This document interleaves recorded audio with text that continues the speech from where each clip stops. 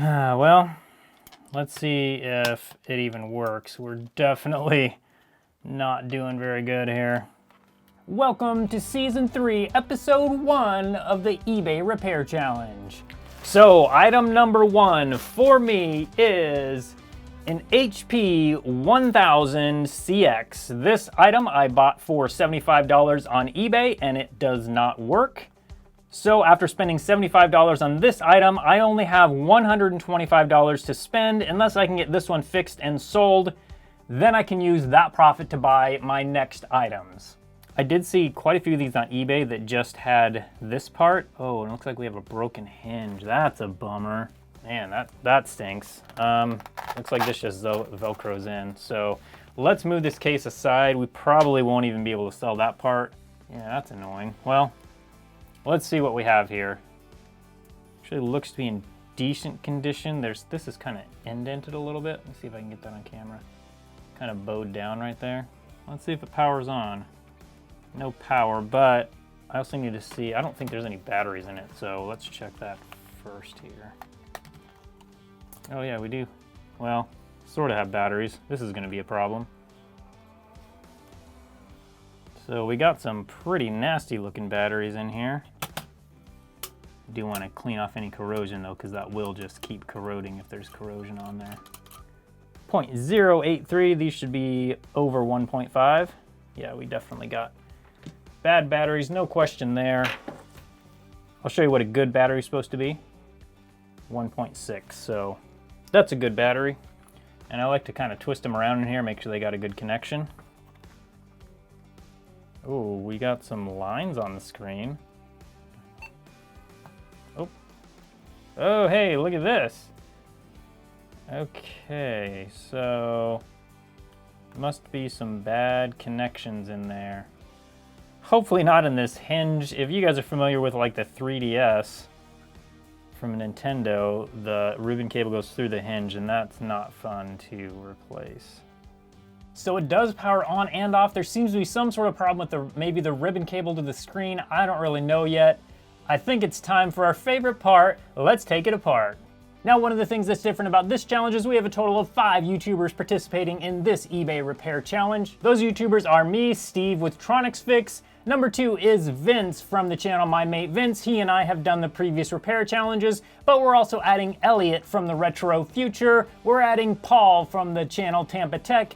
And we're adding Chris from the channel Gadget UK 164. So those are the 5 YouTubers that are in Season 3. Now let's check the rules. Now the first rule is that we have to buy and sell each item on eBay. And the point of this challenge is to try and buy something broken, fix it, and resell it for profit. The reason I personally participate in this challenge is because I believe that repair matters. We're in a society where large companies are trying to get you to just throw away your old broken stuff and buy the newest and best because they want to make more money. But I say let's take those broken items and at least try to fix them ourselves. There's going to be a lot of them we can't fix, but we might as well try. We've got nothing to lose. So that's the reason I'm personally in this challenge, and I challenge you to try and fix things around your house as well. Now the second rule is that we start with $200. We can only put $200 of our own money in. Now we can't take any of the profits that we make on the items we sell and roll that into the next item, so we can actually spend a lot more than that, but we can only start with $200 of our own money. We're going to be buying and selling a total of 5 items. The first item for week 1 is going to be an electronic item manufactured before the year 2000. Week 2 is going to be a mechanical item. Week 3 is going to be a modern game console made after 2000. Week 4 is going to be an antique item, anything before 1990. And week 5 is going to be an item of our choosing, so just whatever we want to buy. There you go, and the flash storage goes right in there. So this all looks fine, although this looks like, is that the only ribbon cable going to the screen? It looks like maybe this is the ribbon cable for the screen. Okay, this just pops off right here like that. Just got this little connector right here. There we go. And there we go. That looks like an excellent connection. So now we have this entire motherboard out. So here's all the connections for the keyboard, and then also right here, these are the corresponding connections. Those look really good. So that's nice to know. We don't have to worry about anything there. I have a feeling that our screen problem is maybe here or up on the screen itself. The ribbon cable so far looks good. I don't see any problems with it. So we need to get up in there to the screen though. Can we just turn? Okay, this turns. But then what happens? Okay, that one comes out, it feels like. Okay. Oh yeah, this one comes out too. Okay. I think.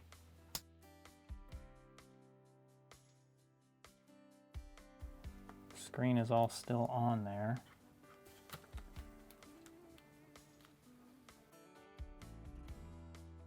I think maybe I figured it out. If you look, there's like a clip there and a clip there. So I'm thinking those clips, we just have to kind of pinch in, and I think maybe it'll come out. And those white pieces hold those clips apart.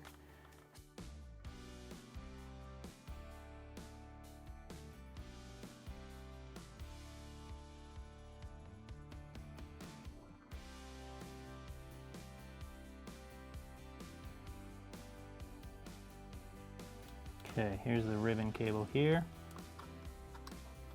Feed it up through here. There we go.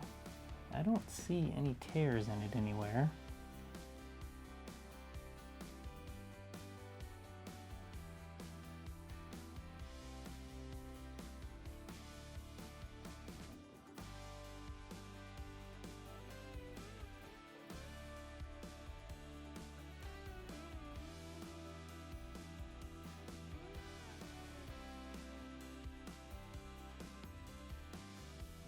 Okay, this thing is very apart. Hopefully we can get this thing back together.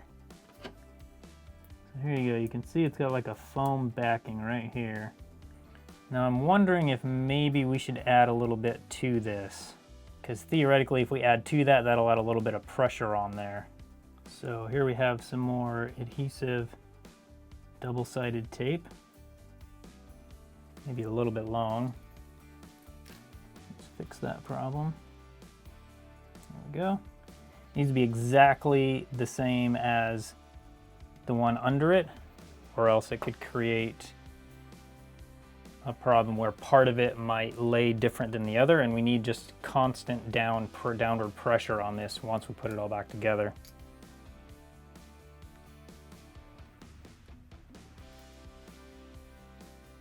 Okay, there we go. Don't think that's going anywhere. And that's going to create some nice pressure on this screen when we get it put back in.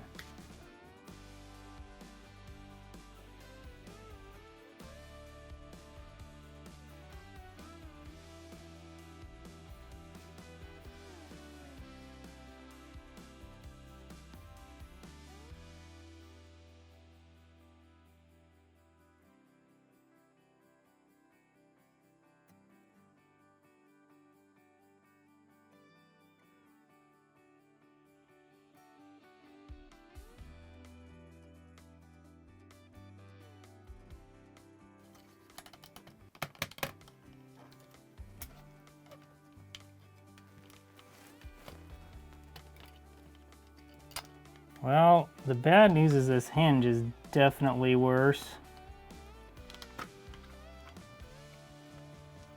It's a bummer about that hinge.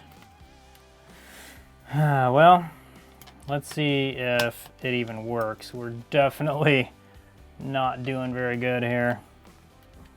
So it looks like it must have been when I was messing with that hinge, there must be more of it that broke off or something, because it's definitely not opening as well as it was before. Well, you know what I say, if it ain't broke, I'll fix it till it is. And this one, I think I'm definitely fixing it till it's broken. That being said, we do need to check the screen. Hopefully I at least fix the screen. We'll see. Let's put some batteries in it after we get it a little more together, and hopefully I fix that part at least. I think even if the hinge is broken, I think it still might be worth something. Hopefully I can make a little bit of money. I don't know for sure, but I think it might be worth something. These things are actually worth a decent amount when they're all working. So if it's working with a broken hinge, someone might want to use it for parts. If they have a bad screen or motherboard, this would be perfect for that. So hopefully that's going to work, but we got to see if the screen's even fixed first.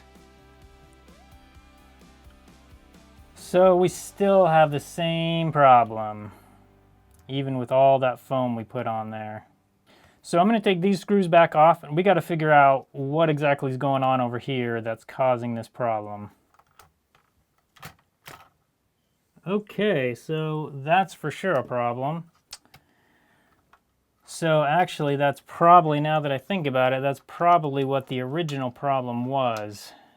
So, and I didn't even think about this when I was first taking it apart, but I did notice these were loose. And if you look, these little guys right here are supposed to be attached to this back case, just like these ones over here. Look how these ones are. See how nice and solid they are? These ones are not like that. So the problem we're having is there's no way to get this clamped down so there's a good connection here. So unfortunately, without that being fixed, there's not going to be any way to clamp this down enough to keep this screen working. Ah, that's a bummer.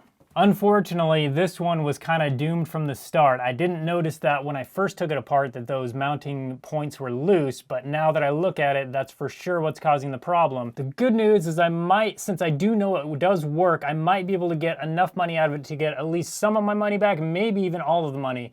So I think that's what I'm going to try and do. I obviously don't know if it'll work, but I have high hopes to at least get some of the money back. So we've got our HP 1000CX ready to go. Tell me how much you think I can get for it and if I'll make any money on this. As I said in the beginning, I bought this for $75. What do you think? Can we make any money off it? Can I get 100?